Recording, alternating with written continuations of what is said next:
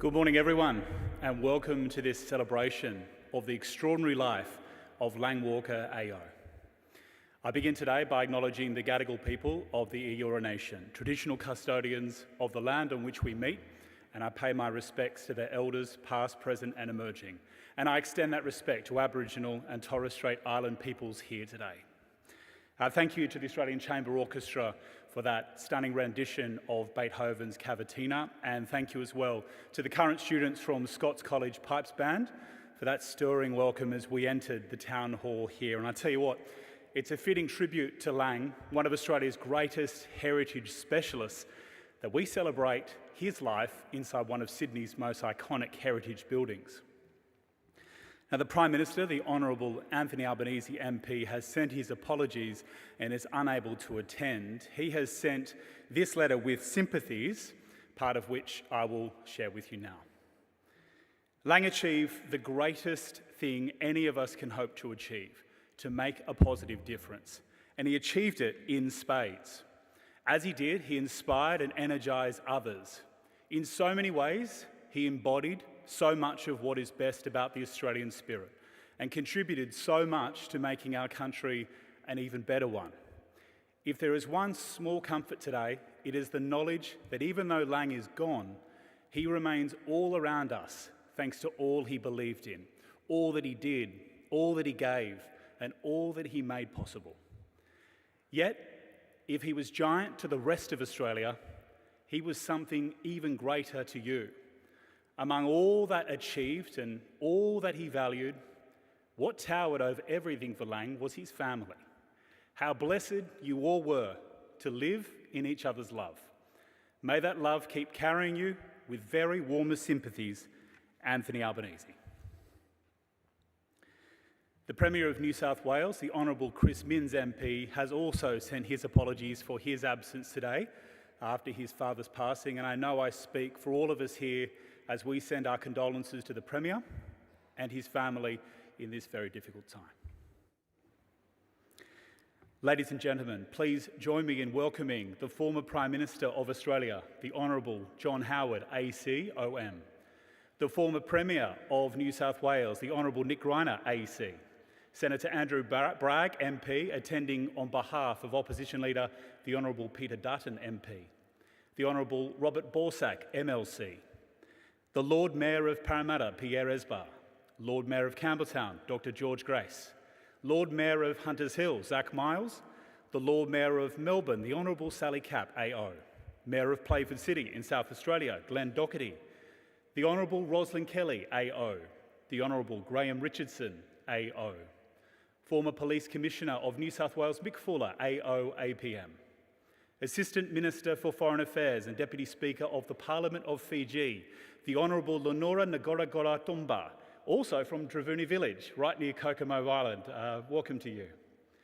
Jobs and Skills Australia Commissioner and Emeritus Professor Barney Glover, AO, Mrs Sue Walker and the Walker family. Good morning and welcome.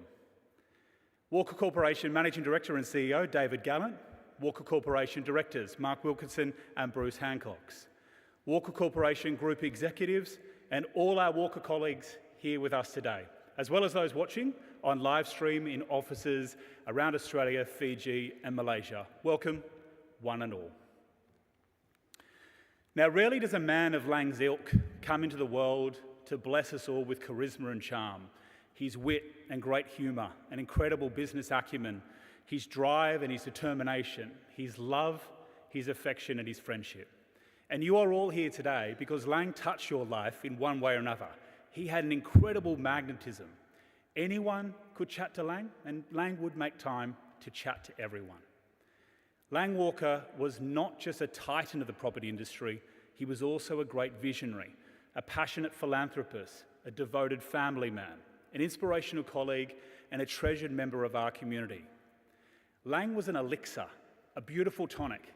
If you could bottle everything he was, what an incredible cocktail it would be. You love to hear his measured analysis of the world in which we live. He seemed to have a solution for everything. And don't get me wrong, he would challenge us to think of the solution ourselves, but he was already there 5 steps ahead of us, pushing us down the right street or cul-de-sac if he wanted to make you suffer a little bit longer. Now, I had the incredible privilege of writing some of Lang's speeches, preparing him for media interviews, giving him little tweaks, as he used to say, to his famous Walker brand, and trying my very hardest to record his incredible legacy on camera. And I say trying because Lang hated being on camera. He would lock me in the diary for 10 a.m. and full of promise and commitment, and then he'd spend the rest of the day hiding from me. And I was recalling last week with his irreplaceable executive assistant Glenda about one day where he'd moved our recording session about 5 different times and my energy was beginning to fade. We were literally playing hide and seek across our office like 2 big kids. He'd shift meetings and create meetings just to avoid that camera. And when I came around to Glenda later on that afternoon about 4 p.m, looking pretty defeated, asking where Lang was now, she stared at me sheepishly, and she knew a secret but couldn't tell me. She wasn't giving anything away. She was loyal to the end. "I don't know, Nick," she said. "He said he'd be here." "No worries," I said. "Call me whenever he's ready." But as I walked away, head slumped a bit, I was greeted by Lang, peeking his head out from the office door where he'd been hiding from me for the last 3 minutes. And with a massive cheeky grin, he said, "Ha ha, I thought you would have given up by now." I said, "No, Lang has taught me that persistence pays off. And I will never forget that lesson that he taught me so well." I did manage to get a lot of Lang on camera, thankfully, to record his legacy for generations to come. And that legacy, it's the stuff of legend now. A legacy which you'll hear told through beautiful memories from family, colleagues, and friends today. Together, let's all laugh and celebrate the man that was larger than life himself. He would have hated us fussing over him like this, but I tell you what, he was worth it, wasn't he? Lang touched the lives of countless individuals, leaving behind a trail of kindness, generosity, innovation. Today, we come together to celebrate all those qualities, his remarkable achievements, and the profound influence he had on all who had the privilege of knowing him. And one of those who knew him really well is the Jobs and Skills Australia Commissioner and Emeritus Professor Barney Glover, AO. As the Vice-Chancellor and President of Western Sydney University, Barney worked very closely with Lang on some incredible initiatives aimed at fostering innovation and education in our community. Please join me in welcoming to the stage Barney Glover.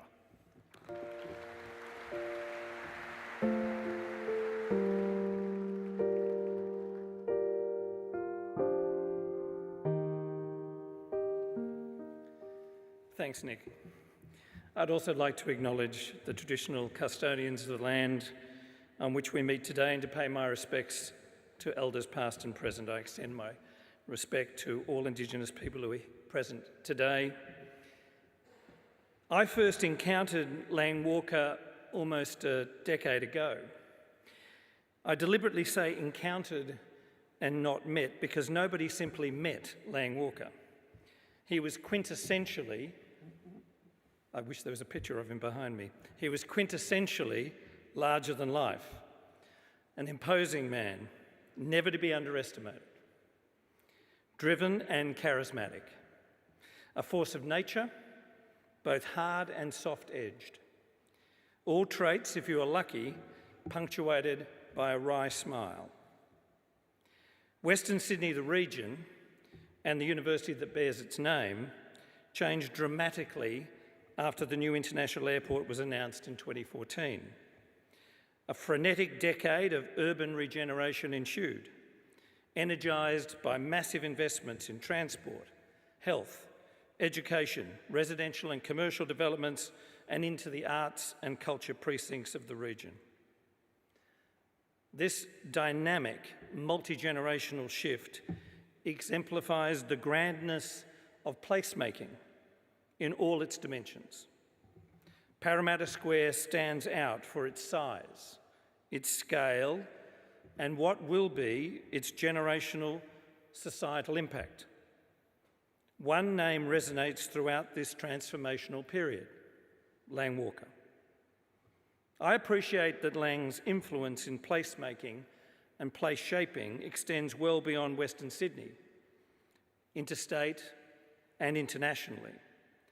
However, it's in Sydney's west that this influence has been so catalytic, apparent and pervasive. I've enjoyed nothing more over the last few years than experiencing firsthand Lang's visionary ideas and long-term thinking. He simply never stopped. No physical, regulatory, geographical, or political barrier daunted him.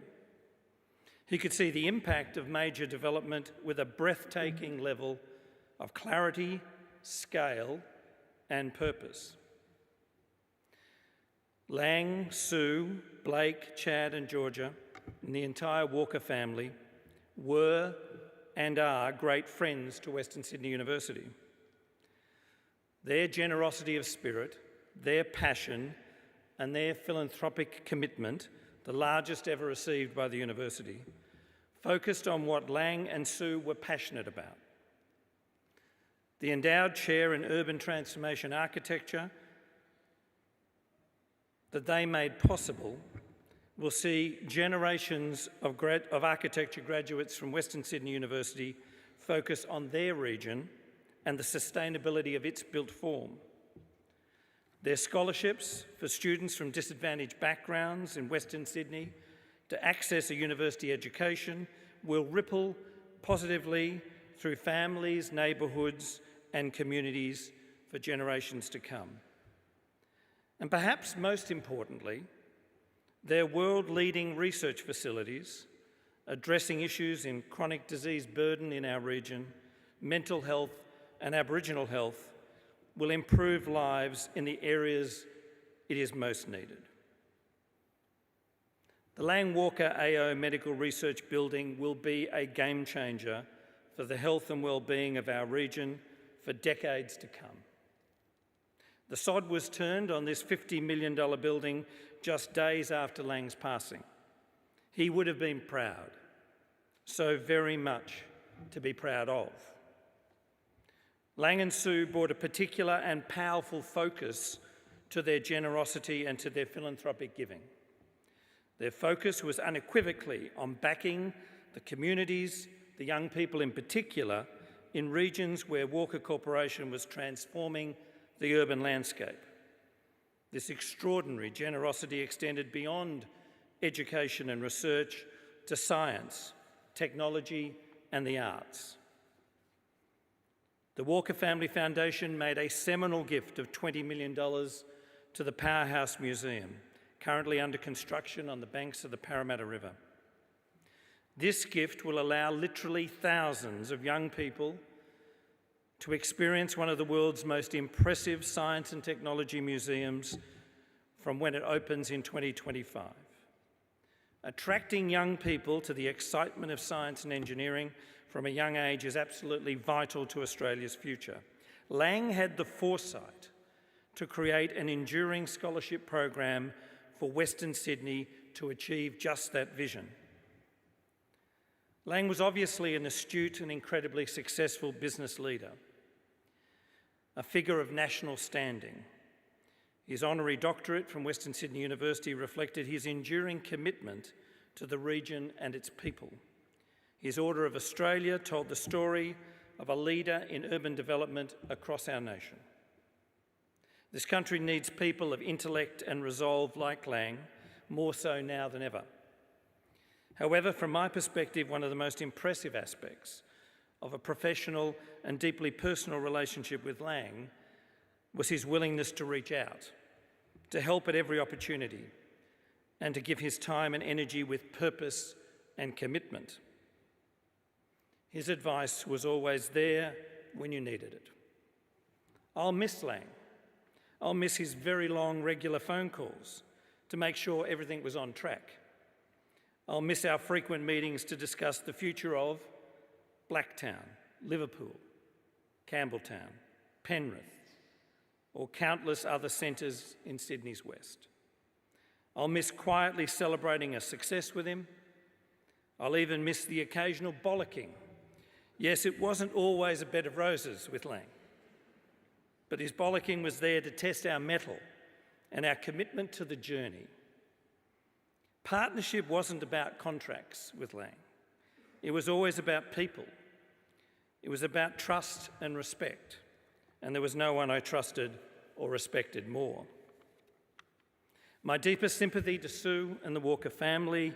You've lost a loved one, and we've collectively lost a powerhouse. Be assured, unmistakably and indelibly, Lang's pioneering legacy will live on.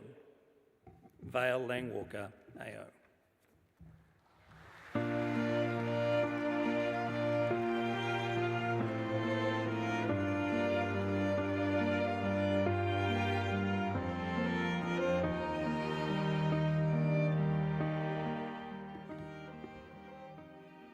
Thank you, Barney, for that beautiful tribute.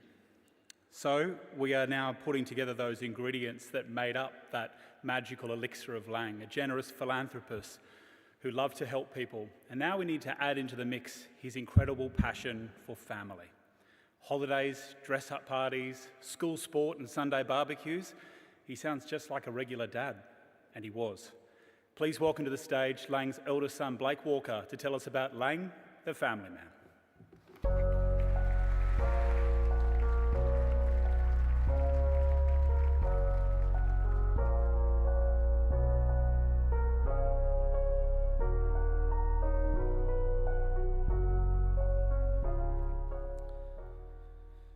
Good morning, and thank you on behalf of Mum, Chad, Georgia, Georgie, Camille, Ben, and myself, along with the grandkids. For attending today's memorial, we get here to celebrate the life and achievements of Dad. Firstly, we've been overwhelmed by the amount of support and well wishes that we've received over the past couple of months. It's been truly special to hear so many stories from people all over the world. He certainly would have been very surprised that anyone took any notice of him at all. Lang really was what you saw is what you got. Dad loved a book by James Kerr called Legacy, What the All Blacks Can Teach You. He wasn't an All Black fan, but anyhow. In essence, this book described how to achieve greatness and do it humbly. And that, I think, best summed him up. He was always generous with his time to listen to everyone's conversations. One of his favourite sayings, and you'll hear it repeated today, is you have two ears and one mouth. Use them in that proportion. Armed with this philosophy, he always engaged in conversation and would more often than not give a thoughtful opinion and response. This gave him an endearing personality and hence loved by many. Dad partook in many pursuits during his short time. He was a naval officer in the reserves, where he excelled as a clearance diver. He was an Australian champion sailor, a keen snow skier, recreational scuba diver, fisherman, golfer, adventurous traveller, business leader, but most of all, a loving father, wife, a husband and grandfather. His passions are best summed up as a community creator. He had a vision for how something could be better by providing an environment for it to thrive. He then invested in the people to execute this vision, be it a residential estate for families to grow, an commercial office precinct to bring people together, a resort in the Pacific for families to create lifelong memories, a medical research department where the best minds could collaborate. He loved to create a place for community to grow, and he always has done so. As an entrepreneurial only child to Alex and Frida, Dad proved on from early on that he wasn't afraid to do things a little differently, and that's probably what set him apart.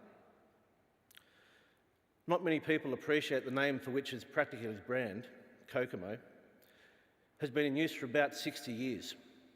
He first used it on his VJ dinghy sailor.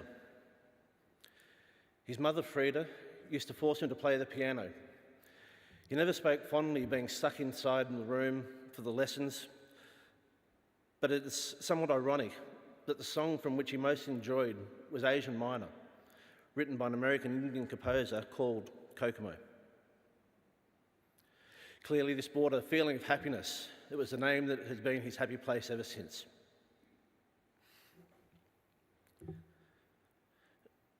Dad's entrepreneurial spirit started at a very young age. He saw an opening at the Woolware Golf Club, where players were having their balls taken by a group of kids. To assist the club and their players, he took a role on the course marshal to help keep the crooks away. He then allocated a hole to each of these kids where they were allowed to go and collect the lost balls. He'd pay them a threepence at the end of the day for each ball.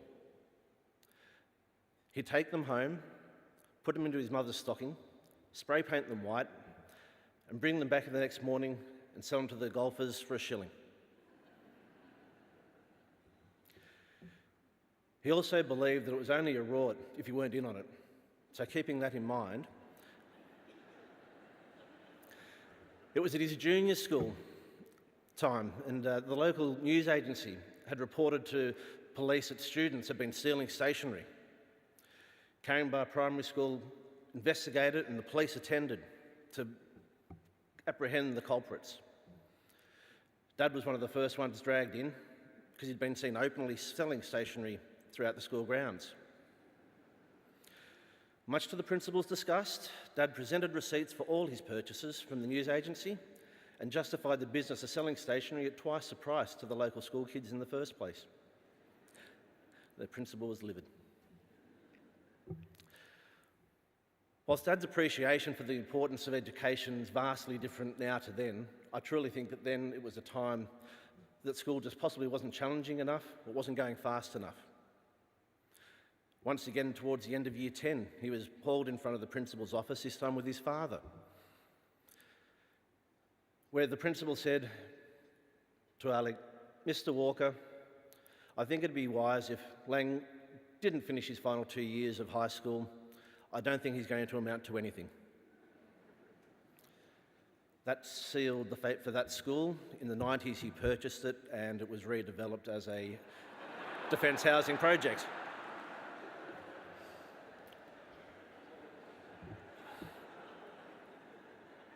It was actually one of the first projects I worked on as a labourer. I'm not sure that it was his complete disregard of authority that drove his childhood, rather a firm belief that it could be done better and smarter. After completing high school at Janelli Boys High, Alec was running the truck and dozer business with his cousins, but he was always aspiring for greater things for his son. So Alec suggested that Dad should get a job at a government agency, the ATO.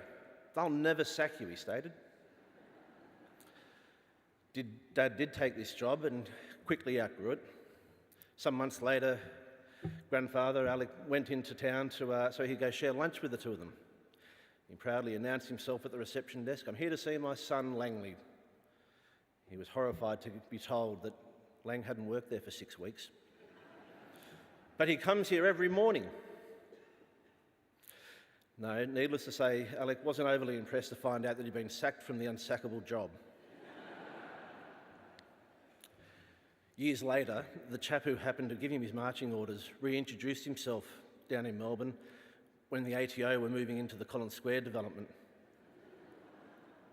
They shared a good laugh how he was the only junior staffer to be ever sacked.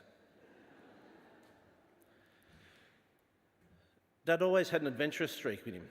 During the 60s, his adventure took him to Queensland's north, where he managed to work his way through various roles of selling cars and encyclopedias door to door. This is clearly where he honed his ability to be able to read a room. I would not have imagined that in the 60s the must-have item in far north Queensland was Encyclopaedia Britannica. Well, that was until Lang asked the question as he was about to leave if they really wanted to let their child's education suffer through a threepence a day. He became Britannica's #1 salesman. Queensland was also a place where he honed his yachting skills and spent much time in the Burnett River, Bundaberg area. And to this day, he still has friends he keeps in touch with there. Around this time is when he met Mum in a somewhat tactical manoeuvre. He was playing rugby in the front row for Port Hacking. He would often remind us that if it wasn't for the selectors, he would have played at the highest level. Once he realised that the selectors had overlooked him, Dad's approach to the game had changed. It was much more social. Rather than play in the front of all the swelling crowds watching the top grade, Dad preferred to play in thirds. He could then reserve for second grade, shower with brill cream in his hair and aftershave applied. He'd go along and watch the first grade, alongside the first graders' girlfriends. Dad made his move while the big boys were out on the pitch. On his first date, he arrived at Mum's home to be greeted by her parents, Jack and Mel, and Mum appeared around the corner, dolled up with fishnet stockings and a miniskirt, ready to hit the town. Where could she be going? Would it be Checkers?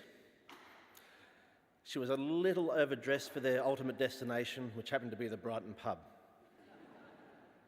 Mum also had to drive that night because Dad had lost his licence.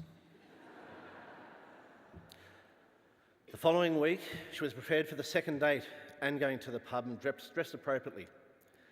Just hadn't planned on the date being slightly different. Dad forgot to remind Mum that he had a weekend away with the Naval Reserves. He didn't want to risk letting her go out by herself, so in stepped his mate Jeff, the other front rower. More of a traditional front rower physique. He thought there'd be no chance he would fall for her, and off they went. Mum and Dad had many great adventures. They spent their time back up in the Burnout River meeting friends from years previous, sailing, water skiing, camping and enjoying adventures.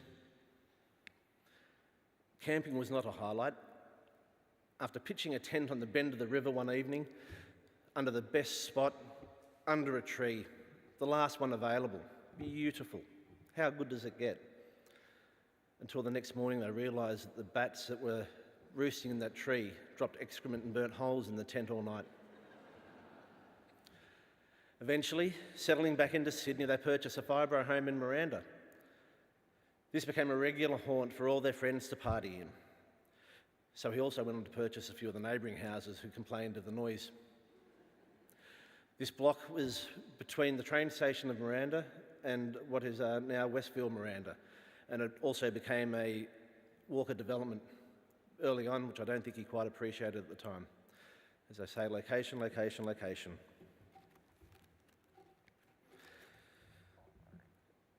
This is when the career in property really started. A&L Walker was formed over 50 years ago. It was initially a civil contracting business and gained a reputation as taking on difficult jobs and creating innovative solutions. He again saw the opportunity where people didn't, and so the transition into property happened, and this is where he could make a real difference. As the business grew, so did the geography of his projects.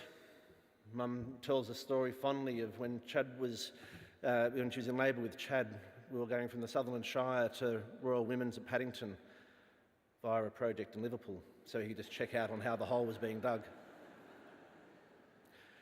We all lived his passion and his ability to navigate the back streets of Sydney's developing western suburbs. Presentation was something that was always very important to Dad, not only in his product, but in himself. And in the early 70s, he had a partnership with a gym chain called John Valentine's. The mantra was, if you don't look good, we don't look good. He went to great lengths to maintain his personal presentation. On one father and son camp, he bought a hairdryer along. He had to visit the adjoining caravan park so he could plug it in and have his hair done before dinner. Mum also tells a story where he was noted for taking it on the African safari. They had to bring a portable generator so he could get it fired up that day. Sailing was a clear passion for Mum and Dad, and the two of them were never far away from the water. And whenever possible, it included to bring family and friends. He obviously had a competitive nature, and with a lot of racing at the St George Sailing Club was usually quite serious. Most boats offloaded any additional weight before the races. Dad had a slightly different take and preferred to have a couple of bottles of refreshments in the esky for Mum and the crew to enjoy in the downwind legs. Nothing wrong with this, of course, until when they found themselves in the lead of races and at the bottom mark. No one knew which way the course went or which way back to the finish line. Never to one take it too seriously, it was all part of the fun. More recently, when they had the World Championships of the Far 40s in Sydney, Dad graciously decided to host a barbecue for all the other teams on the evening before the race. We all came along, and his idea was that We'd have them there, they'd be late and they'd be off their game the next day and he'd sail to victory. However, at the end of the evening, there was Mum, Chad, George and myself and our partners recalling what a wonderful people we'd met at this barbecue. The likes of King Frederick of Denmark was there, and all wonderful other people from all over the world. This regatta wasn't one of his best, but there was a lot of fun stories to be told of the people that we'd met. It must be noted, though, that the following year he went on and won the Australian Championships in that class, so he did have a bit of success. It's almost as a rite of passage for us kids. It's during the sailing holidays on the good ship Kokomo, Dad would direct Captain Adam to divert from the flashy Saint-Tropez and Porto-Cervo up to a little port in Italy called San Remo. San Remo seemed to be only famous for the Saturday markets, where we'd learn to negotiate on things like genuine imitation Rolexes and Paul and Shark apparel. I'm sure that the costs of these huge deviations from a set course to a small Italian port didn't seem uneconomical, because there was a great adventure to be had. I remember the time where he was chasing one African man down the road trying to reclaim his investment of the Rolex, which stopped working 30 minutes after he bought it. No avail there. So if it wasn't fun, it wasn't worth doing it, and there had to be a story from the adventure. Otherwise he would have been bored and uninterested and agitated. As you'll see soon, Dad loved a dress-up theme party.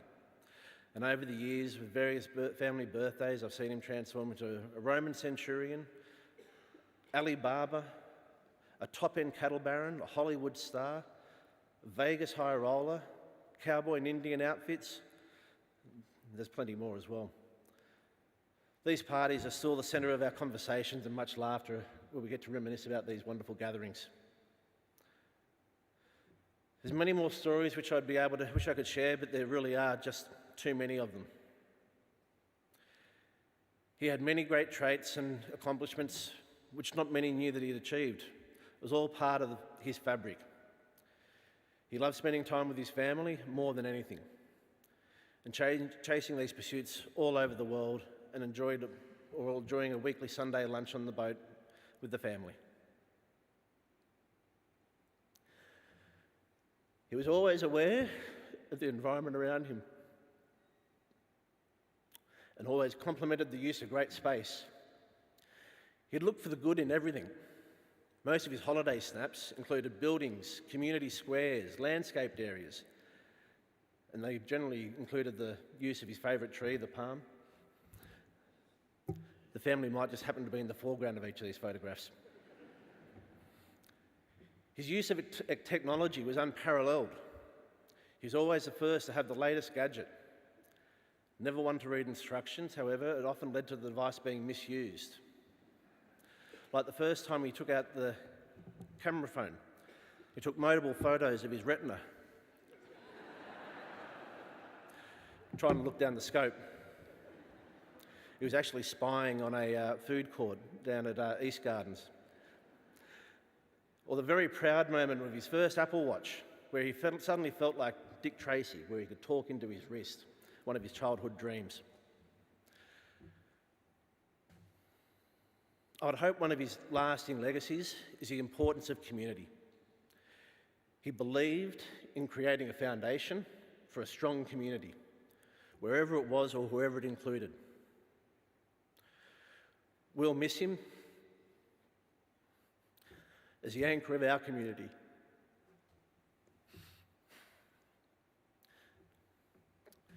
With his honest family guidance, his brutal career advice, questionable golf tips, frustration when you weren't pointing high enough while sailing, long and drawn out stories, terrible Irish and Indian accents when telling terrible dad jokes, but his overall zest for life. Overall, Dad was the most generous person I could imagine. He was extremely humble about it. He just wanted to set foundations for someone to deliver a vision that he believed valuable. Finally, as a storyteller, he never let the truth get in the way of a good story, so please don't fact check anything I've just said. I'd like now to bring the grandchildren to the stage for some words from Hugo. And whilst they come to the stage, here's A Little Asian Miner by Kokomo.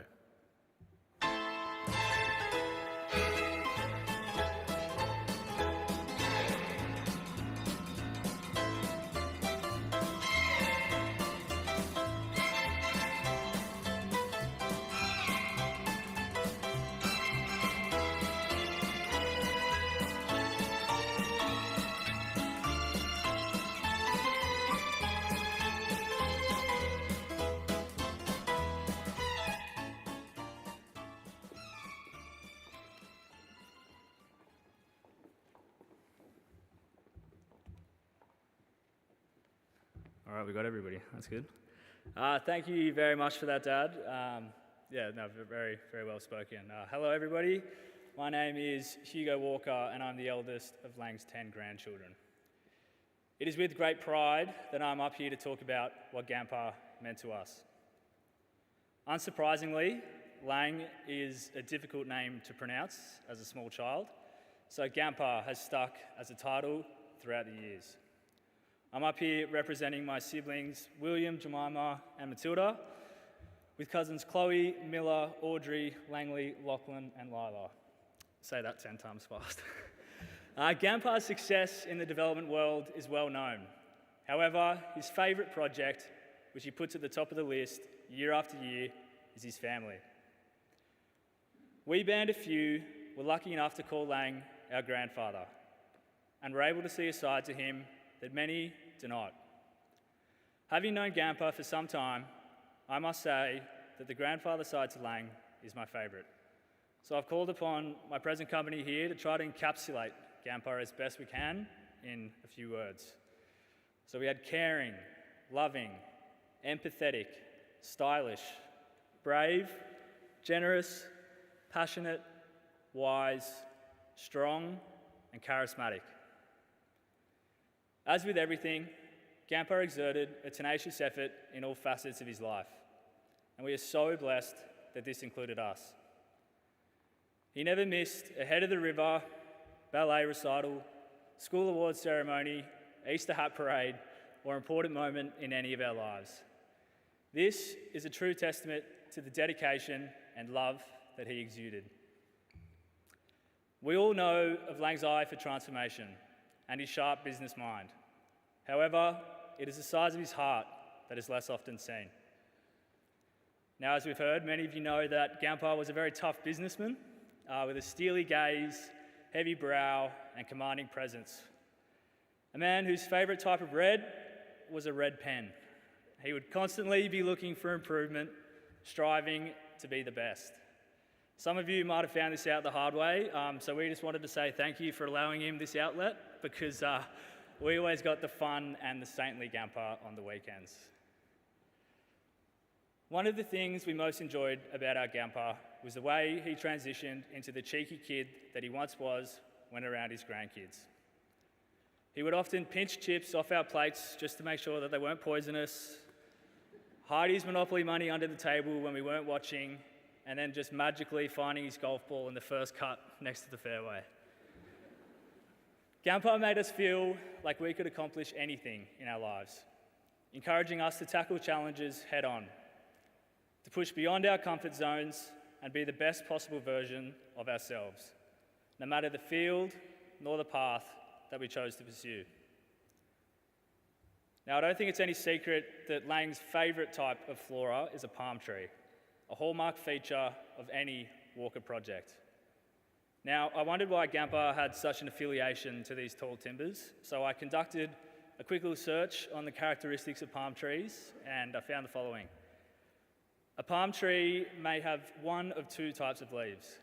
Palmate leaves are solid and grow in a bunch at the end of a stem, while feather-like pinnate leaves grow either side of a stem. I couldn't get any parallels from that, so I had to dig a little bit deeper. So I found that the early growth of palm trees is often prolonged, as the stump attains its maximum girth below the ground before growing upwards, making them prepared. Palm trees are flexible. They have very few branches and can withstand heavy winds, making them resilient. The outside of a palm tree is comprised of the same material as the inside of the trunk, making them authentic. Now, I don't think any of you in the audience were expecting to walk out of here today as an arborist expert, but I think we always saw Lang as prepared, resilient, and authentic. Gampa has taught us that there is no reward in being boastful or arrogant. Instead, to keep your head down, outwork those around you, and celebrate the small wins in life. To be dedicated to your craft, to cherish your time with loved ones, and most importantly, to have fun. I cannot overstate the impact that Lang has had on our lives. A pioneer to most, but a grandfather to us. We miss him greatly and hope that we can carry on his legacy for many years to come. We love you, Gampa. Thank you.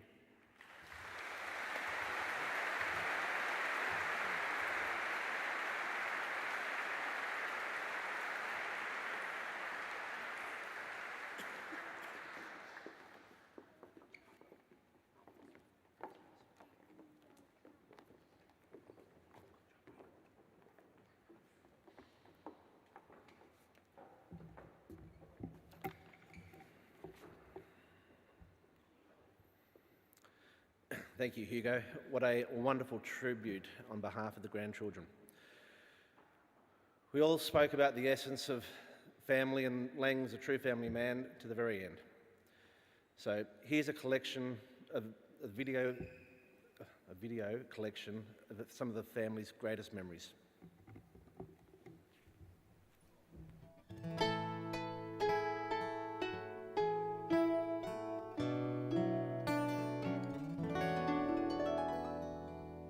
I see trees of green, red roses too. I've seen them bloom for me and you, and I think to myself,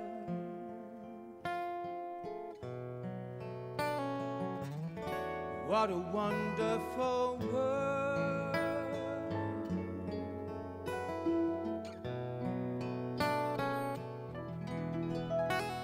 The colors of the rainbow, so pretty in the sky, are also on the faces of people going by. I see friends shaking hands, saying, how do you do?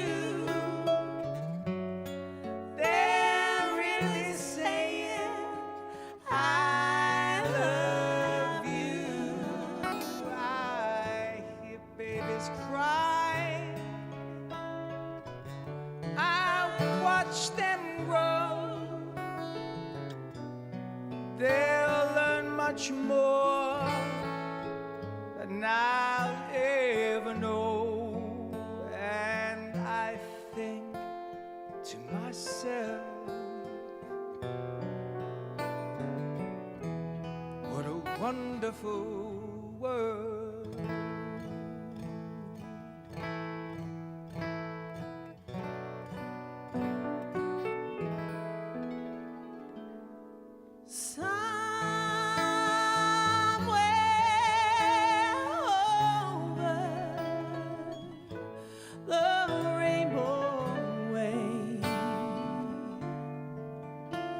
Up high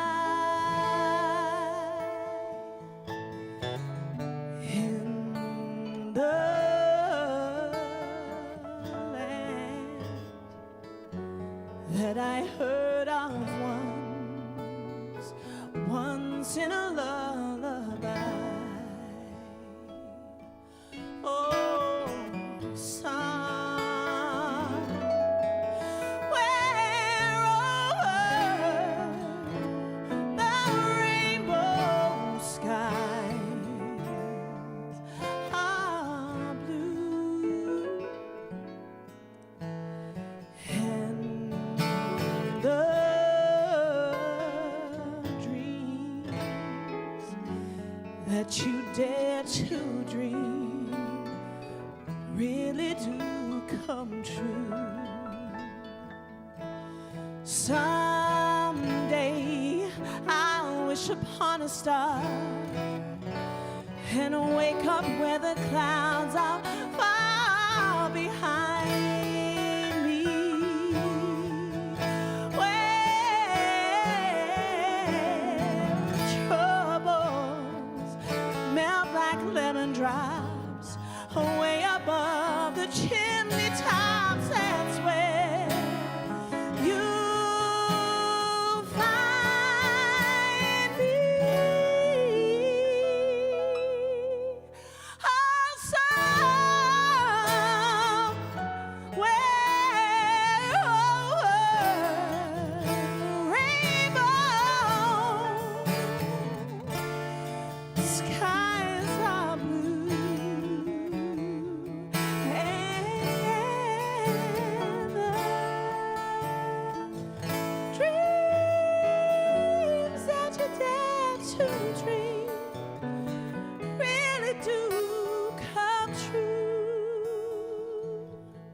If happy little bluebirds fly above the rainbow, why, oh, why can't I?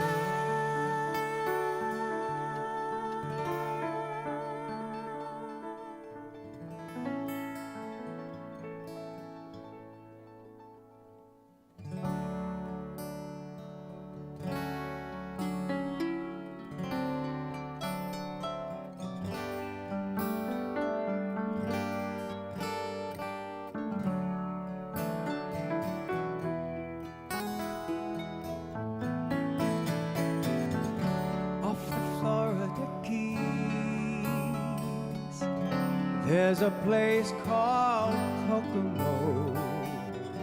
That's where you want to go to get away from it all.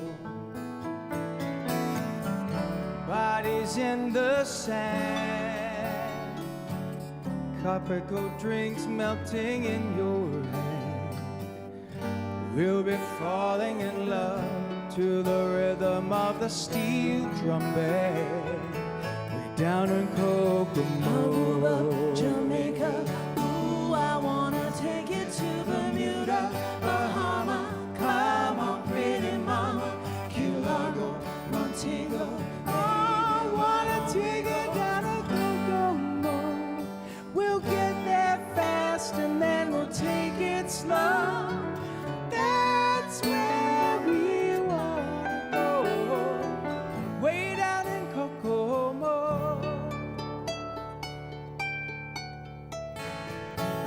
We'll put out to sea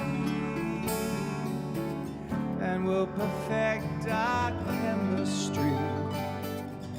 By and by we'll defy a little bit of gravity.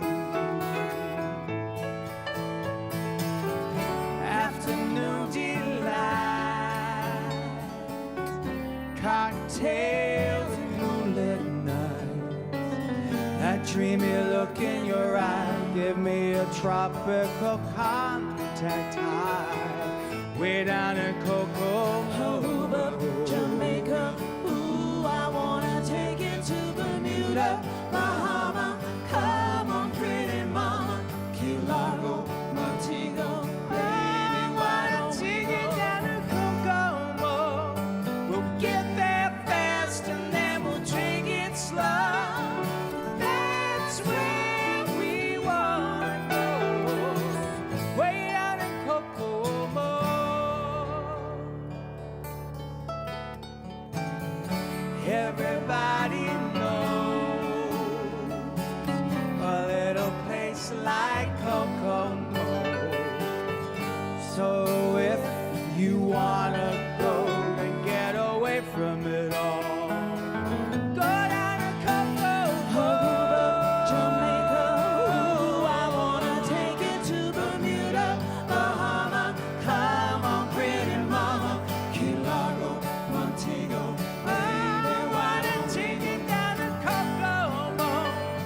We'll get there fast and then we'll take it slow. That's where we wanna go. Way down in Kokomo.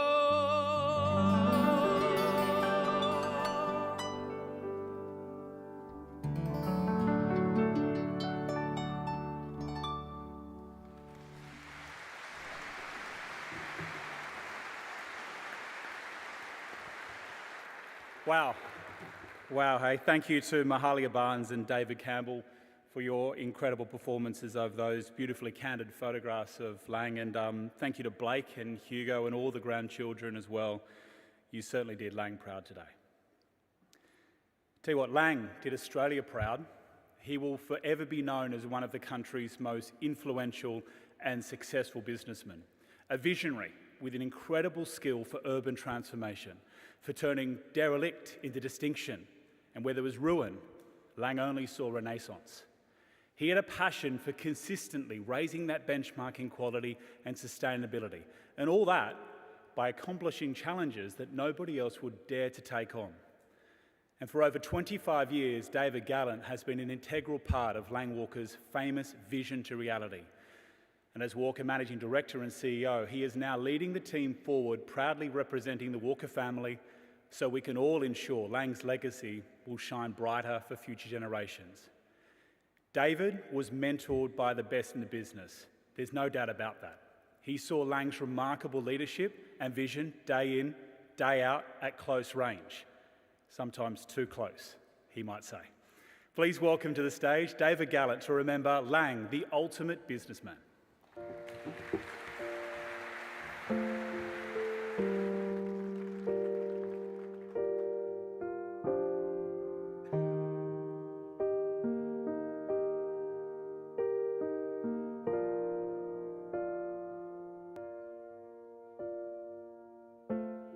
Thank you, Nick.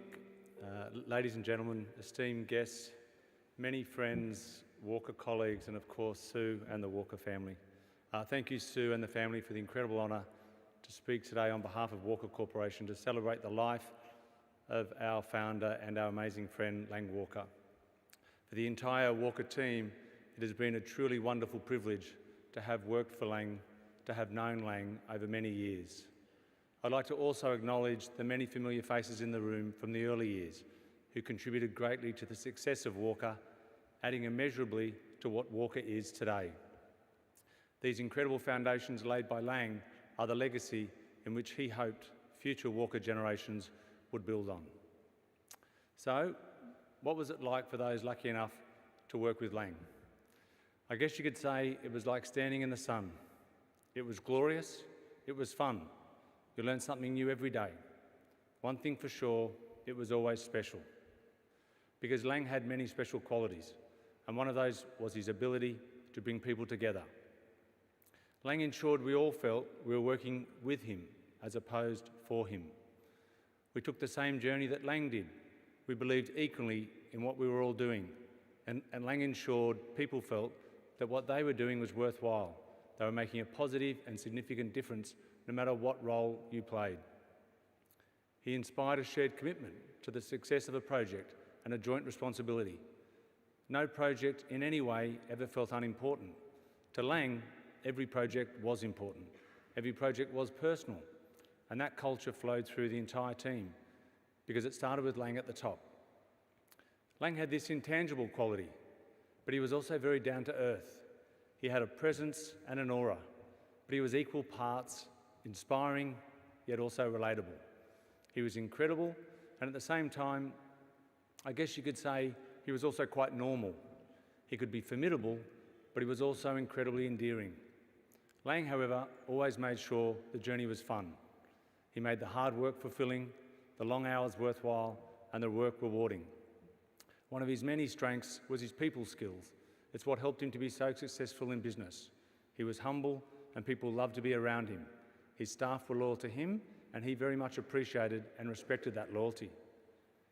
For over 50 years, Lang moulded Walker Corporation into what it is today, a great Australian success story with an incredible legacy from a man who started with not much more than some enthusiasm and confidence in his ability to achieve greatness.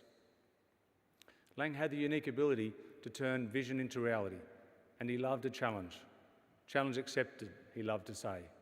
And people often asked him why he undertook such difficult and challenging projects. He liked to remark that there was little competition in the challenging project space, but I think it was really the challenge that he loved most. Lang took great pleasure and satisfaction taking on these difficult projects that were often too hard for others, making something fantastic out of something others saw as problematic. Lang liked to start his day early, often, as he liked to say, after having a 4 a.m. board meeting with just himself. And after this one-man board meeting, he'd start his round of early morning phone calls to staff, setting the agenda for the day's activities. The calls, however, could come any time of the day or night, and the calls always went better if you had the answers to his impromptu questions, because Lang had the most incredible memory. He could remember the most obscure details and numbers from random pages of contracts or project details from developments that he'd undertaken decades ago. And he never forgot a name or a face. So those of us around him learned very quickly it was a good idea to have a good memory too. But most that knew him would recall that he loved the telephone, and the mobile phone could have easily been invented for him. As we heard, he was always an early adopter of new technology. Lang had one of the very first mobile phones back in the mid-1980s. But despite this early adoption of technology, Lang never seemed to quite master the art of the international time zone. During his annual trips away for the European summer, Lang would wake early in the morning, his time, and he'd make his daily calls back home to his staff in Australia as the day was ending to see how things had been going on the work front. Lang carefully listened as we ran through the day's activities, with Lang giving instructions on what to focus more on or how to fix some of the troubles that he could feel brewing. He would end the call and off he'd go, spending the day with Sue, sailing in the Med or a long lunch in Saint-Tropez, and we, of course, would head home for the night.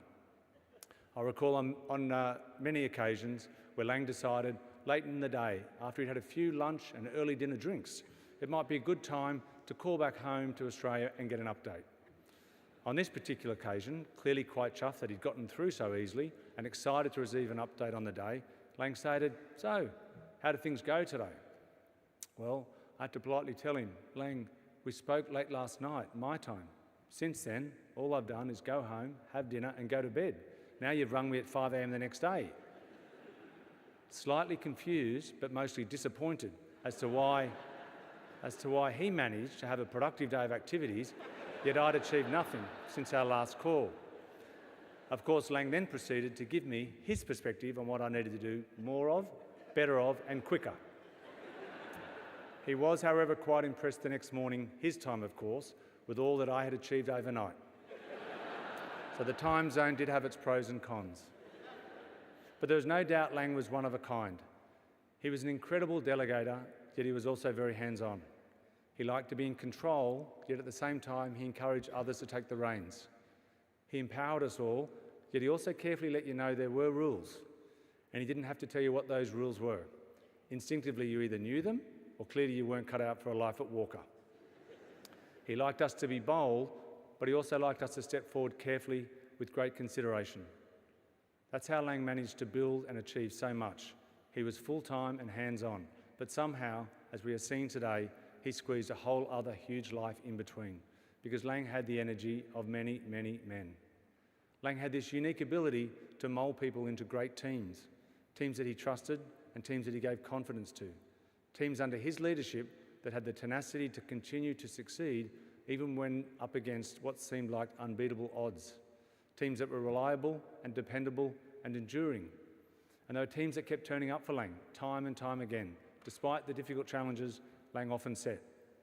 So what made these teams so special? Lang made them special, because Lang was special. People loved working for Lang and doing what might have seemed impossible, but with Lang's persistence and tenacity was always achievable, because it was Lang that made people believe the impossible was achievable, and as a team, you were more than capable. From his early days of earth-moving and subdivision works, onto airport runways and industrial facilities, from high-rise apartments to housing estates, Lang could turn his mind to create anything, and create he did. Retail, residential, commercial, industrial, resorts, golf courses, student accommodation, universities, healthcare, the list goes on and on. You name it, Lang did it, and he did it very well. He succeeded in each and every property sector, time and time again. Lang has left an indelible mark on the Australian property scene and will forever be remembered as one of the best to do it. He was larger than life, and whether in business or social circles, Lang was highly regarded by all that met him all over the world. Lang also had the rare gift of being a terrific listener. He would watch people carefully to determine his next move. As Blake said earlier today, he would say to us all, "You have 2 ears and 1 mouth, so use them in that order." It was one of the traits that equipped him very well in business, often sniffing out a deal before anyone else even knew a deal was there through listening carefully. It was this sniffing of a deal that got him a private island in Fiji, just to give himself another little challenging project, he liked to say. "It just needs a little bit of a tidy up," he said. "We don't need any experts. I just need a couple of sketches," as he grabbed one of the Walker architects. "I'm just looking at doing something small and special for family and friends," he said. "You're not worried about where you might get electricity from?" the team asked. "Where or how you might get water? How we might get things over to the island, Lang? Details?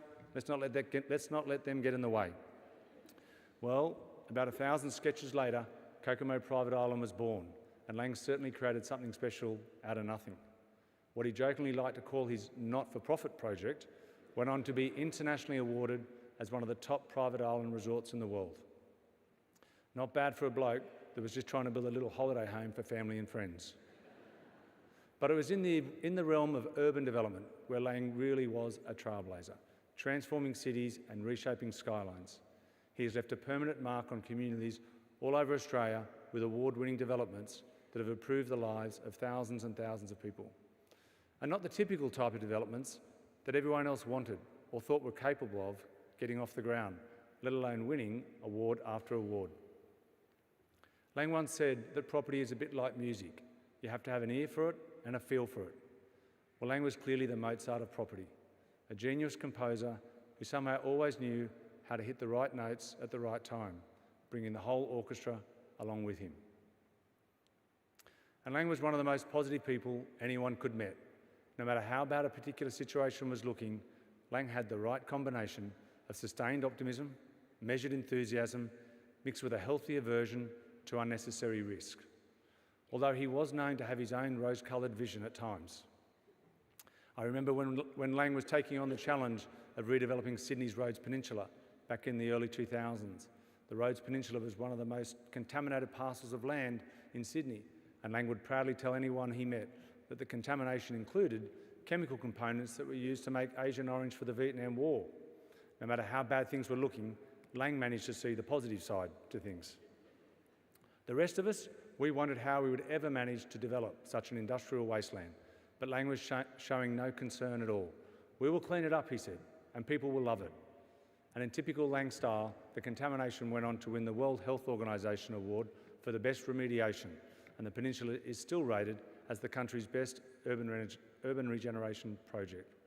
But the redevelopment of Rhodes nearly didn't happen, save for Lang's optimism and tenacity.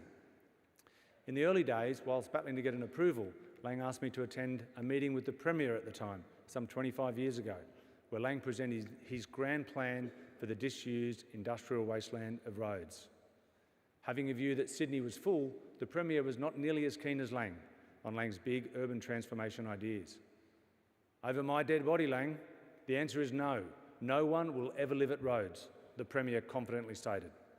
Well, I was quite gutted, understandably, as I took the view that the meeting hadn't gone well at all and the project would never get off the ground. Turning to Lang and feeling quite defeated, Lang was surprisingly upbeat. "I think that went quite well," he said. "Actually, I feel a real positivity about an approval coming along nicely." I said, "Lang," nervously. The Premier said, "No, never. In fact, I think he actually used the words, 'Over my dead body, Lang, no one will live at Rhodes.'" "Yes," Lang acknowledged, still looking quite confident, "but at least we now know not to waste any more time presenting to the Premier." And of course, his persistence eventually paid off and he got that approval. In fact, I remember him coming out to Rhodes as we were doing the completion of the shopping centre. We were walking through these huge cinemas, nearly complete, and I was sure that Lang was going to be suitably impressed. What goes above these large column-free spaces? Lang asked. I had a sense where this was going. I quickly stated, nothing, Lang, just the roof. But he was quick to cut me off. Not anymore, he said. Let's put a couple of floors of offices and a childcare centre above. And before I could finish telling him that this wasn't a great idea, he'd advanced towards the still under construction food court, and he was now directing the foreman to stop what they were doing, as he'd decided he's going to add another floor to that as well.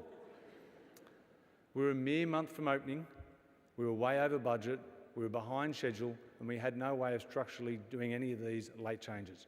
But Lang wasn't going to let that get in the way of his new vision.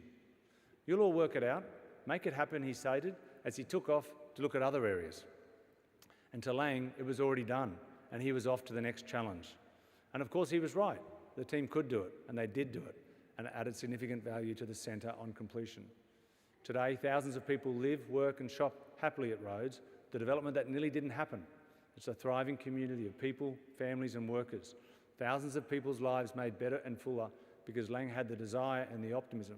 But most importantly, Lang had the unshakable tenacity to not let a no get in the way of his vision.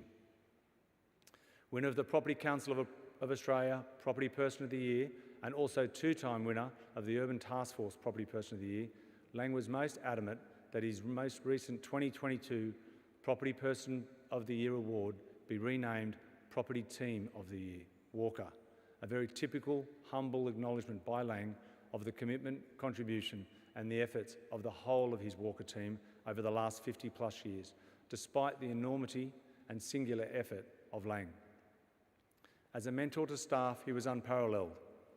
A lot of what people learned from Lang couldn't be taught, it was just absorbed. Lang allowed you to be part of the complete Lang. His family was your family. His success was your success. He shared his life and he was extremely generous to so many, and we all remain the better for it. If there was ever someone who planted a tree so that the benefit of its shade would be for others, that was Lang.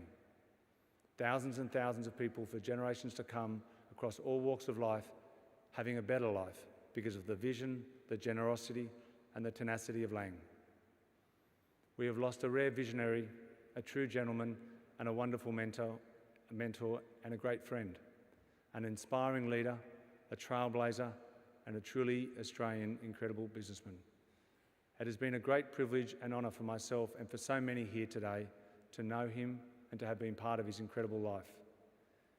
His legacy will live on, though, in the countless projects he undertook, through the lives that he touched and changed for the better. His spirit lives on through Sue and his wonderful family and through the work he leaves for all of us to continue within the Walker business and the Walker Family Foundation. Thank you, Lang, for everything. When we see further, it is because we had the privilege of standing on your shoulders. You are deeply missed, your absence is felt daily, but your legacy continues to inspire us all. Thank you.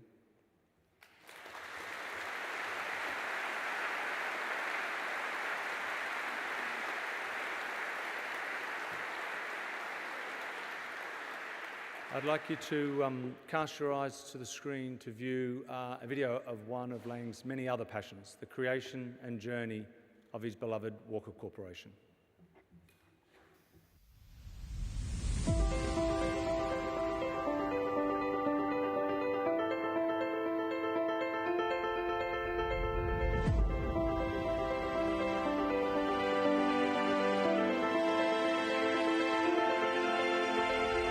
For more than half a century, Lang Walker liked to look up, from reshaping the heart of Parramatta with high-rise and high hopes. I've always had a very strong interest in creating a second CBD for Sydney. To the new university campus in Bankstown, his vision was 360 degrees.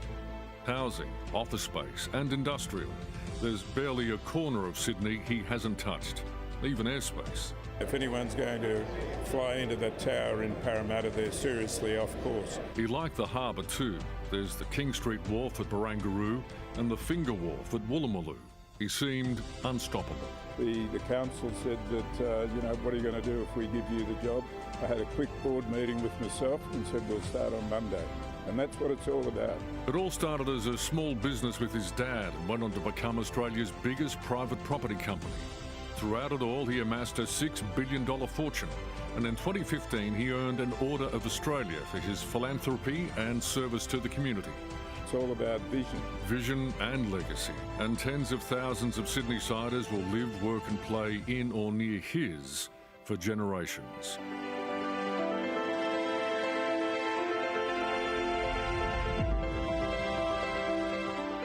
We're in the business of cities and how they come together. It's a part of my visionary thinking that we don't want to be just a standard developer. We don't call ourselves developers. We're urban transformational. We're placemakers. We're a company that really wants to do things that are different. He's, is the ultimate motivator, and people would walk over cut glass for Lang. He's got these eyes that sort of draw you in, and he's got an ability to get you to tell him everything he wants to know. I thought he was a lawyer, because when he used to drive out, he had law number plates, so I just presumed he was a lawyer. And I think it's more so what over the years is Lang's attention to detail, whether it be here at the house, which I look after, or the finger wharf. It's all about the detail. I'd call him a man of mana. So mana in Maori language stands for powerful, courageous, inspirational. And I think most importantly, he's humble, and that's how I describe Lang, mana. Lang Walker in one word. I think the one word is probably impossible. How do you sum up somebody that has achieved so much, not just for himself, but for the people around him, obviously his family, but also the workforce. I mean, there's literally tens of thousands of people that have been, personally affected by his enthusiasm, his generosity, his teaching, his learning. There's lots of words to describe him as a businessman, successful, persistent, tenacious, clever, but as a person, probably it's impossible to sum up someone that's achieved so much. He's got a magic, you hear that often said, everything he touches turns to gold. But I think it's pretty much like that with Lang.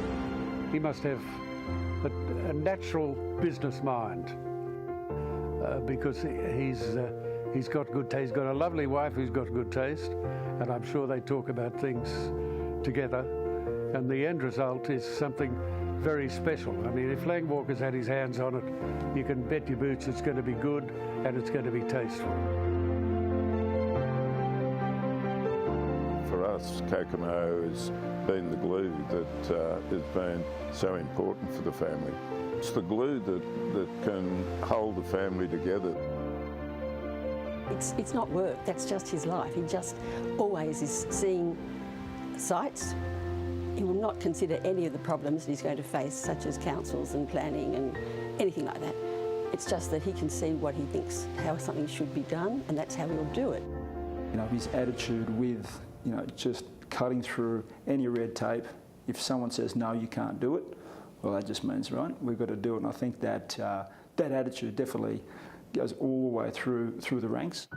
That's what makes Walker, I think, somewhat special, the fact that, you want to keep that excitement and you want to take on challenges that nobody else would. I'm told many times that, you can't do it, it's impossible, it'll never work, and here we are today.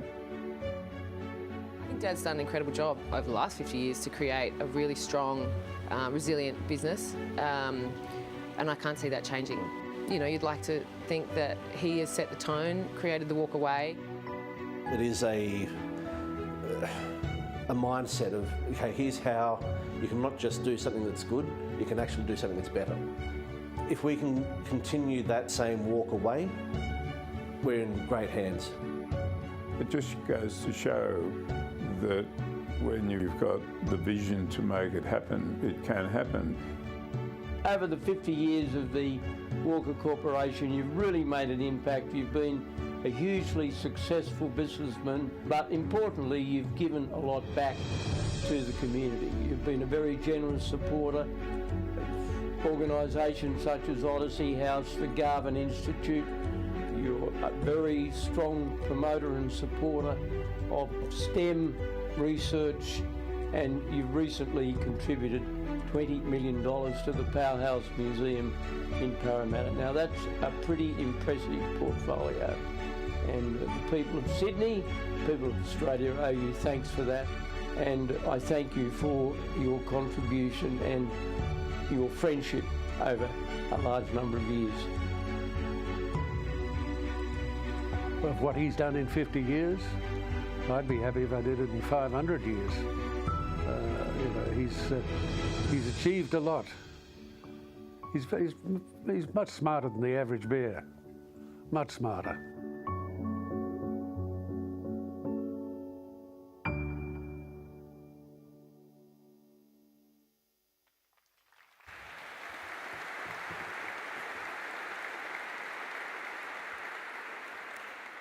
Well, what a powerful tribute to one of Australia's property pioneers, and thank you, David, for your terrific memories of Lang's, and indeed the Walker's family legacy is our future. So we've got Lang the philanthropist, the family man, the businessman, and above all, he was a great friend to so many. Don Telford has known Lang personally and professionally for decades, and his enduring friendship and the profound impact that Lang had on him has left some golden memories to share with us all. Please join me in welcoming Don Telford to the stage to tell us about Lang, the best friend.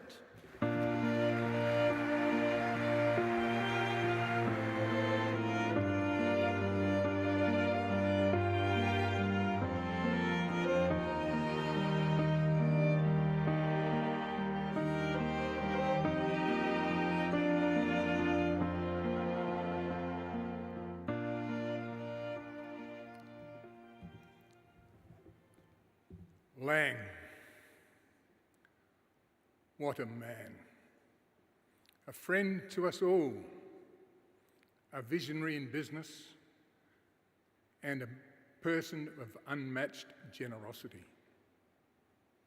Lang left a mark on all those who had the privilege to know him. Thank you, Sue and the family, for the honour to speak about our wonderful friend today. Lang and I were friends for 35 years or thereabouts. Fortunately, I was able to spend some time with him a few weeks before he died, reminiscing about those 35 years. This is how I remember him. I asked Lang once what was instrumental in him getting into the property development business. He answered, I was working with my dad, driving a truck in my early 20s. Each day, I drove past a new 60-style property development site in Menai, which consisted of 50 similar three-bedroom brick houses on identical-sized blocks with just fences around them. The signs had been up for some time, but they weren't selling. He said he went to the developer's office and negotiated to buy one on extended terms. Then on the weekend, he began the improvement program. He put in driveways, paths, landscaping, and painted trim, etc. When he finished, he sold them at a premium before he was required to settle. He then bought another, and so on and so on. He said the lessons he learned were he could make good money by buying and selling property, especially if he negotiated favourable terms. Secondly, people were basically lazy, and you have to make it easy for them so they can just move in.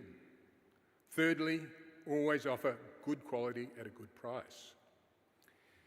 In this instance, what he omitted to say was he had the vision to see the opportunity and what was needed. Lang was driven by a passion to make a difference and had a vision that was ahead of his time. His business career was marked by relentless perseverance, innovative thinking, and a knack of turning challenges into business opportunities. The Woolloomooloo Wharf is a wonderful example of these qualities. In the 60s, Lang chose to join the Navy Reserve's diving division. As part of his training, he was required to scuba dive from one end of Woolloomooloo Wharf to the other at night. He said it remained one of the hardest dives he had ever undertaken. The pylons in those days were all covered in kelp, and in the dark it was very easy to become disorientated. Only he and one other of his group managed to achieve one end to the other, which again attests to Lang's perseverance. The other person, I am told, was Dr. Paul Scully Power, Australia's first astronaut, who Lang remained in contact with throughout his life. Dr. Scully Power took the time to write a letter of condolence to the Walker family on Lang's passing. The doctor was one of many influential friends who came across Lang's path. So when Jose de la Vega came to Lang with the proposition to develop the wharf, Lang knew the pylon infrastructure was probably sufficient to be upgraded to make work. Again, it was this relentless perseverance, innovation, and knack of turning a challenge into an opportunity that turned a Sydney eyesore into an international landmark and a wonderful monument to our good friend. On a more personal note, Lang had 4 families.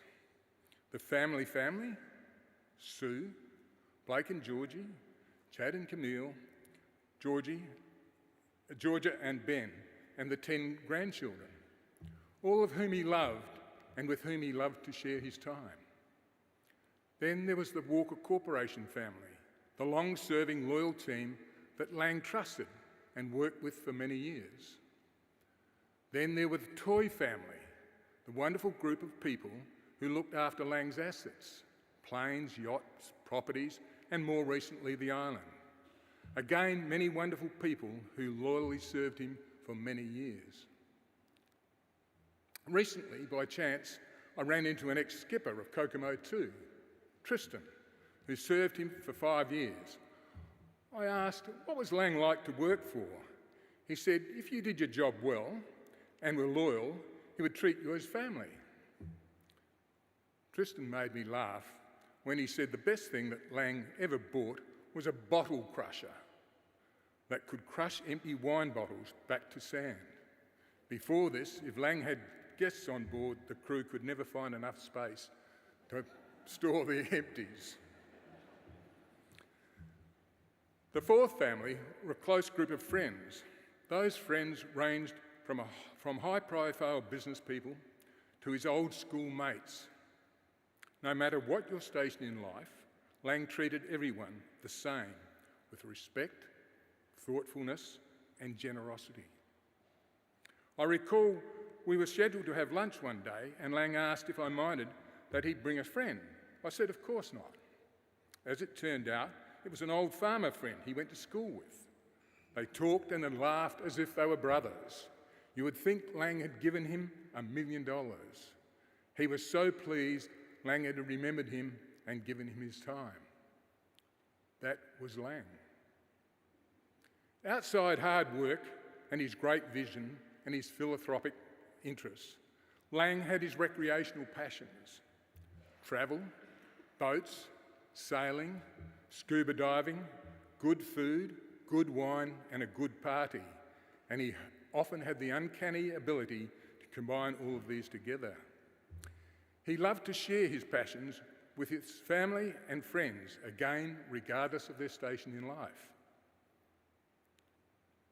Lang was the only person I know who almost every month took 9 to 10 days away from his busy schedule to go travelling. He and Sue would pack their bags on a Friday night and return on the following Monday week. The months they didn't do this, they would be away for 3 or 4 weeks, skiing, boating, or sailing in some exotic place around the world. I said to Sue once, I don't know how he does it. She replied, yes, you do. He's always on the phone.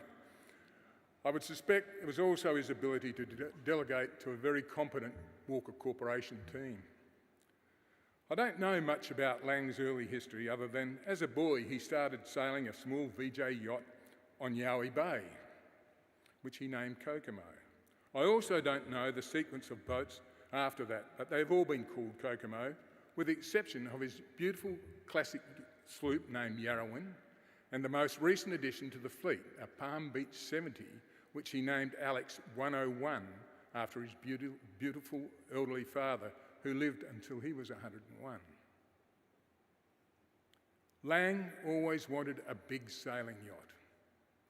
In the late 90s, he formed a partnership with his good friend Neville Crichton, and they built the first Kokomo super yacht in New Zealand, which they raced in the Millennium Cup during America's Cup week. Having Neville and Lang in the same yacht was akin to having two bulls in the one paddock. One had to go, so Neville sold his shares to Lang. So that was it. Lang had the sailing bug. Most travel was centred around the yacht. It wasn't long, and Lang was back in New Zealand, negotiating to build a bigger and better one. This one, 175 foot, and the mast could only fit under the harbour bridge at low tide. Around the same time, Lang was introduced to 40-foot racing yachts called Far 40s. These boats were the equivalent of racing V8 supercars on water. They were all identical. They had a crew of 10. The owner must steer. They are fast, expensive, competitive, a lot of fun, and they are sailed all over the world. Lang had one on each continent, Europe, USA and Australia, and all named Kokomo, of course. The other owners were very interesting characters, mainly wealthy fun-time entrepreneurs, with yacht names such as Goombay Smash, Barking Mad, Hooligan, Crocodile Rock, and even Prince, now King Frederick, had one called Nanook. Sue joined the fun and became crew. Lang was in his element, where he could have his friends on the big boat as spectators while he and Sue were racing the Far 40. He also enjoyed racing the big yacht in the Super Yacht series. What I describe next is typical of how he looked after his friends. We were sailing in a super yacht regatta along the coast of Sardinia.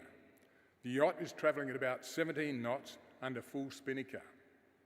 We have around 50 guests on board, 3 paid skippers, the Far 40 crew and his normal crew. In total, about 70 people. He knew I could sail and raced a Far 40 in Australia. He called me up from the stern of the boat and said, "Over to you, Donnie, you're in charge." This remains the pinnacle of my sailing career and a moment I will always cherish. I thank you, Lang. There are many of his close friends here today who would have similar memories of both Lang and Sue sharing time either on their beautiful yachts or at their properties here in Australia and overseas. Lang wasn't satisfied with Kokomo sailing boat number 2 and could see an opportunity for more improvements. He then built the final super yacht, again in New Zealand, an engineering feat, both inside and out. Designed by Lang's good late friend, Ed Dubois, 195 foot long, 500 tonnes, a retractable keel from 8.7 metres to 4.6, a mast that would not go under the harbour bridge this time by 30 metres, and carried the largest spinnaker in the world at that time. The quality of this yacht was typical of Lang, immaculate in every respect. As I said earlier, Lang liked a good party. His 50th birthday was at Milford under a giant marquee. For the Netflix watchers, a complete Yellowstone Park theme. Farm animals, helicopters, hay bales, camels, and all 120 guests dressed in cowboy outfits. We all sat for dinner. As we all sat for dinner, Lang rides in on a horse to welcome everyone to give his speech. Just then, the horse lifts its tail and is about to drop a load. His quick-witted and good friend, Stuart McDougall, grabs a silver platter and places it below the tail. With a steaming platter of horse dung, he says to the merriment of the cheering and laughing guests, "Your birthday cake, sir." With that, we all sang Happy Birthday, Langley. There are many more parties, Lang's 70th, Alex's 100th birthday, family weddings, and many more which were equally as much fun. I often wonder what Lang would have been like as a young boy. He had an amazing zest for life. Out of the thrust of business, he would sometimes get this cheeky boyish grin, and you would know he was up to something. Lang loved fun. Sue, Chad, Camille, and 7 of us other friends are holidaying on Kokomo in Solomon Islands, a scuba diving mecca, not only beautiful coral reefs, but plenty of plane and shipwrecks. It was Melbourne Cup Day. We all dressed up in our finery, handmade hats, etc. We had a fun lunch at a local restaurant and returned back to the boat, where we changed back into our swimsuits and t-shirts. Lang says with his boyish grin, "Let's go over to Kennedy Island," of JFK PT boat fame. We arrived and Lang has pre-arranged for the crew to set up a champagne bar and a racetrack which consisted of a cleared circle in the sand of about 2 metres diameter. The crew had also collected a bucket of small sand crabs, and using a texter, each crab had a number marked on its back. The idea being each person had 2 horses, that is crabs. They were then placed into the centre of the circle, and the first to reach the outside of the circle was the winner. What a wonderful afternoon. Several crab races, swimming, volleyball, kayaking, and plenty of champagne. Typical Lang in party mode. And how he loved it. He was in his element. We all know of Lang's love of good wine. At the end of January one year, we were having lunch, enjoying a glass of red. And I said, I was going dry for the month of February. Lang enthusiastically said, I will be in that. Why don't we have a small wager? After I talk him down from $1,000 a day to $100 a day to be paid to the person who outlasted the other person by the days in the month. I was away travelling at the time. However, I knew how determined Lang could be, so I wasn't going to give in. About 3 weeks into the month, my wife Fiona is talking to Sue and asks, how is Lang doing at not having a drink? Sue replies, what are you talking about? He hasn't had any days off. True to his word, Lang paid the $2,800 which we donated to charity. Finally, this story brings a smile to my face. Sue, Lang, Fiona and I arrived on the yacht in the small village of Propriano in Corsica. We go to lunch by taxi into the hills to a small restaurant that Sue has found in the Michelin Guide. When asked what we would like to drink, Lang asked, what is the best local wine? We're assured the local rosé is wonderful. We agree and drink 3 to 4 bottles over lunch. On settling the tab, Lang also asked, how much will you sell us a case of that rosé for? The woman replies, €28 a bottle. We have just paid 56. We agree and return to the village, handing the case to the waiting tender driver. Lang then says he wants to buy a large prosciutto ham for the yacht. We locate the local butcher, and while Lang is being served, I noticed a stack of wine cases behind us with a sign €6 per bottle.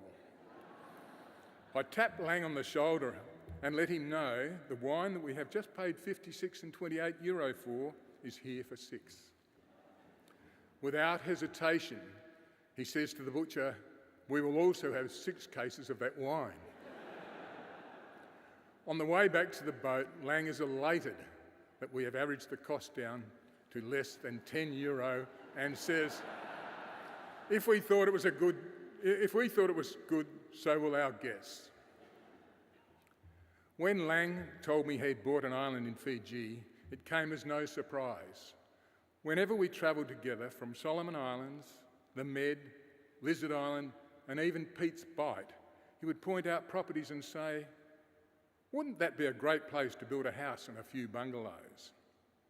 He excitedly told me about Fiji, saying he was able to acquire it for almost nothing. It already had foundations and some infrastructure in place. We all know the result. To quote Lang, his hardest project ever. But again, another testament to his determination and ability to turn a challenge into an opportunity. Sue, we all know behind every successful man is a strong woman. You have certainly carried his torch and supported him every step of the way. 55 years of successful marriage and your beautiful children and grandchildren are a testament to you. I remember thinking when you broke your arm in Sardinia, racing the Far 40, and were taken to hospital for a few days where they spoke no English. What a strong woman. Sue, you have the strength to pass through this sad period of your life. Remember, your family, friends, will always be there to support you. Despite his busy life, Lang never lost sight of what really mattered. He was there for the big moments and the small. His ability to balance professional success with personal warmth is what really set him apart. Lang, you may have left this world, but your spirit, your laughter, and your wisdom will remain with us. You were the light in the lives of many, and your legacy will continue. Rest in peace, old friend. We will miss you, but never forget you. Thank you.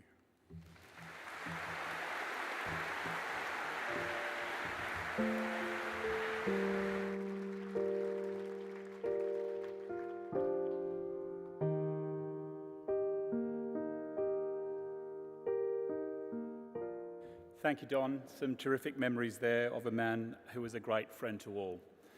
We've heard so many great stories today showing us that Lang loved having fun and he never took himself too seriously.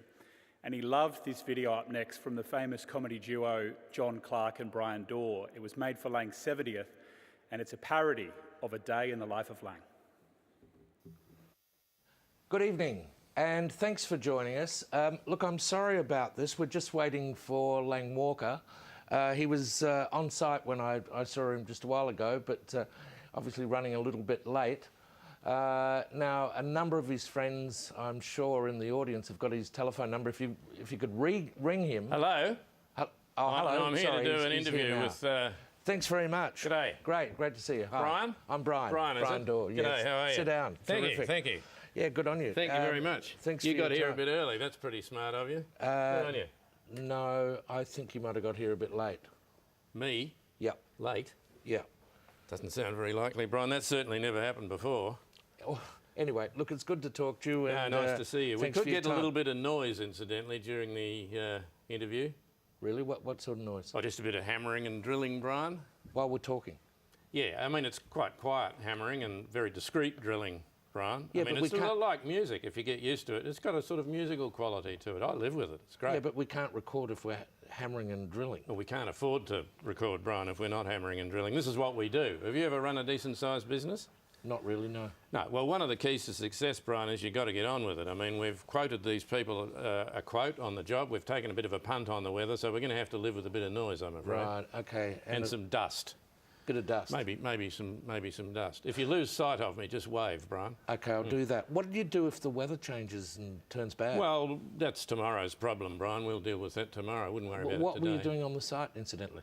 I was up there and I just had the idea this morning that perhaps if we reorientated floors 16 to 21, they'd catch the morning sun a little bit better. So you're going to have to shift part of the building? Well, it's cheaper than shifting the sun, Brian. That'd be a bureaucratic nightmare. I don't think they'd let you do it. I don't even know who you'd need to talk to. Could you do it? Well, you get permission, Brian. We'll give it a crack, although we couldn't look at it till Thursday. We've got an electrical problem in the lift. And how did you go at school? Were you a good student? To be honest, I wasn't a great student, Brian. I wasn't an idiot. I just wasn't very interested in what they were trying to teach us. Well, what sort of thing interested you? Well, it occurred to me, Brian, that the building itself probably had a market value, and if we could perhaps just get the kids out of there, you know, somebody might be able to come up with a better use of the site. So what did you do? Well, school's not there anymore, Brian.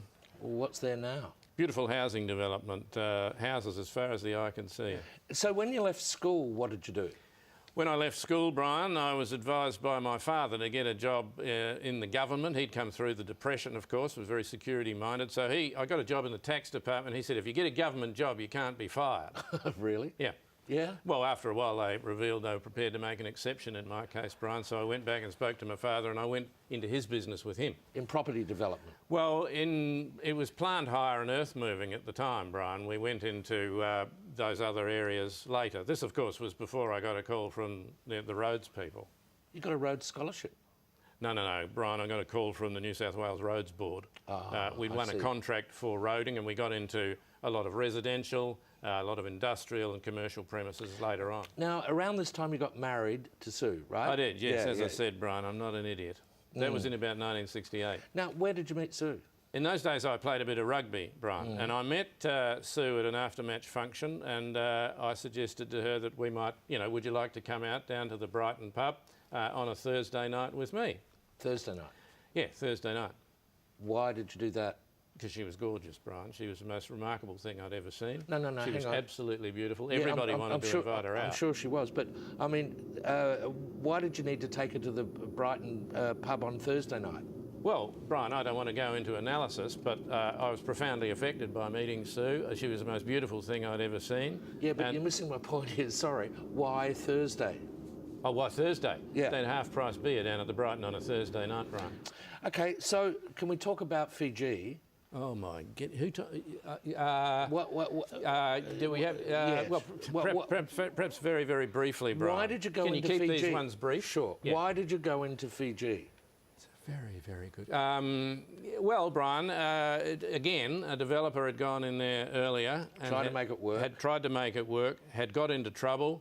And we were persuaded to go in there. But let's move back here. Did you take any advice before you bought into that? Yeah, I take advice all the time, Brian. Sure. I take a lot of advice. Okay, give me an example. Well, in that case, Sue, for example, said to me, look, under no circumstances do we need an island. Right, so you heard what she said, you listened to what she said, did. and then you went ahead and did it anyway? I did, yeah. Okay, and there are some problems with the residential development in Parramatta, aren't there? No, I don't think there are, Brian. That's going hang very on a well. second. Isn't there a problem with the height of the construction? Oh, only if you're flying into Sydney, Brian. Well, what are you going to do about that? Well, the obvious thing to do, Brian, would be to change the flight paths into Sydney. How are you going to do that?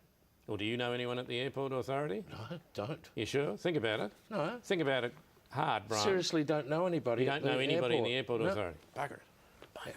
Now, tell me, do you ever get a break? You know, do you ever get away together?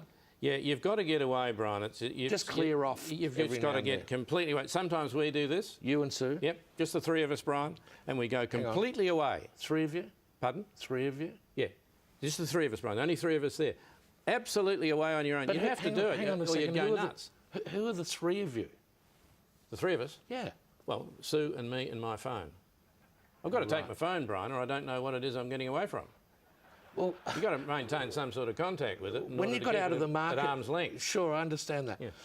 When you got out of the market that time, did you ever consider not coming back into it? Yeah, a couple of times, Brian. I thought I might retire. Yeah, because you promised Sue you'd retire, didn't you?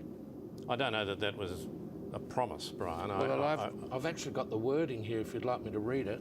Have you? Yeah. The actual wording of what I said to Sue? Yeah. Okay. I'll read it to you. You ready? Yeah. I promise I'll retire. Yes, Brian, I suppose there are people who would consider that a personal undertaking of some kind. So what happened? Well, I thought of a better idea, Brian. I didn't retire. You bought back in? Well, Brian, it's a bit hard to resist when you can go back into the market at a 30 or 40% discount. OK, well, thanks very much for They're talking going to well us with tonight. the drilling. It is good, yeah. They'll be breaking for lunch in a minute.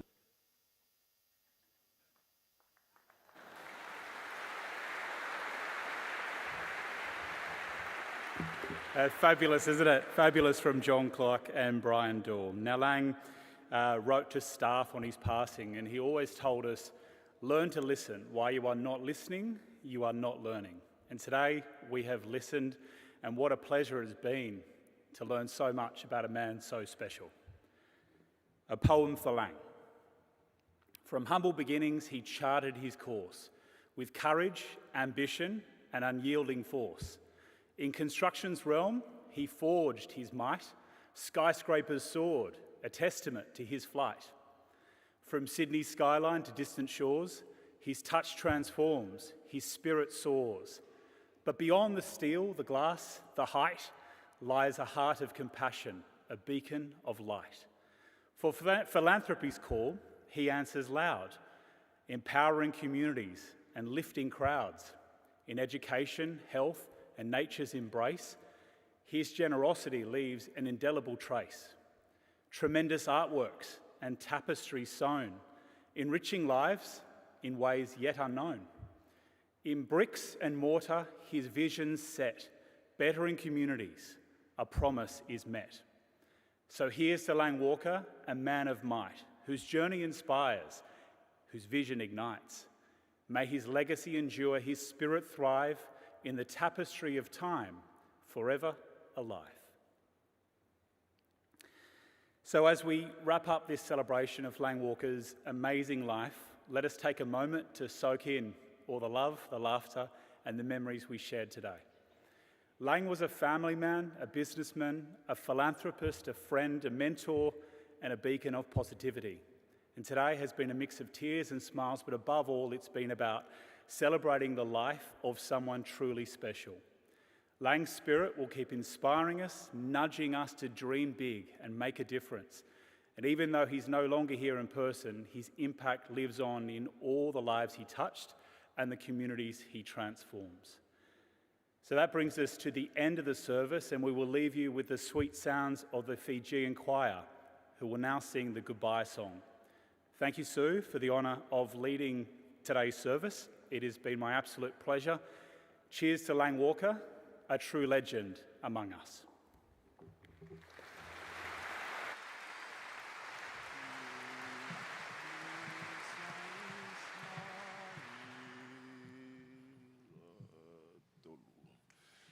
Isa, Isa, ulangila sandina,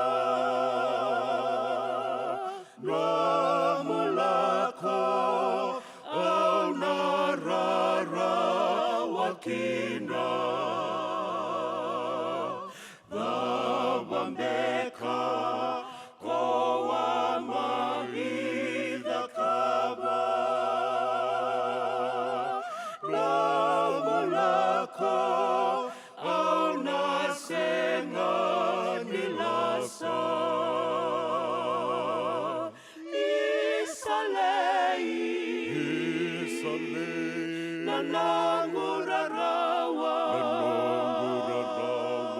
niko sana, wondo ena mataka.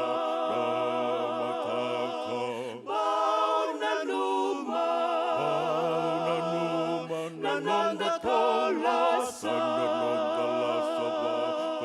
mai kokoma nanumati konga.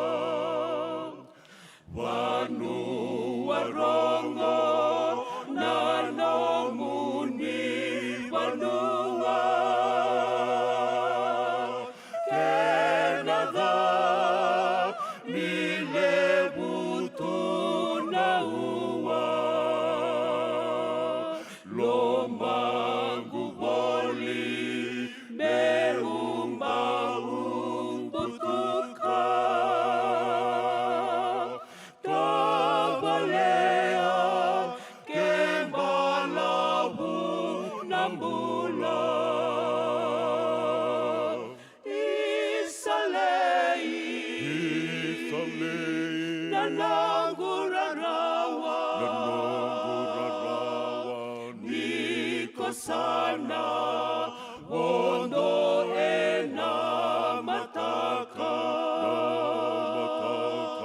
bauna numa nananda tolasa mai kokoma nanumati konga